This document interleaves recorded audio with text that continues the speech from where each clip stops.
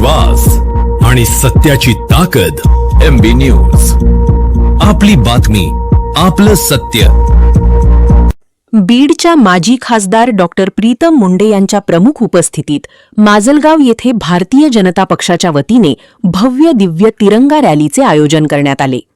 हातात डौलाने फडकणारे तिरंगे, देशभक्तीपर घोषणा आणि उत्स्फूर्त नागरिकांचा सहभाग यामुळे संपूर्ण शहरात राष्ट्रभक्तीचे वातावरण निर्माण झाले होते. रॅली दरम्यान भारत माता की जय, वंदे मातरम अशा घोषणांनी परिसर दुमदुमून गेला. मोठ्या संख्येने भाजप पदाधिकारी, कार्यकर्ते, युवक तसेच नागरिक सहभागी झाले होते.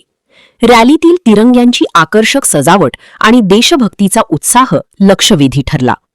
डॉक्टर प्रीतम मुंडे यांच्या उपस्थितीमुळे कार्यकर्त्यांमध्ये विशेष उत्साह पाहायला मिळाला.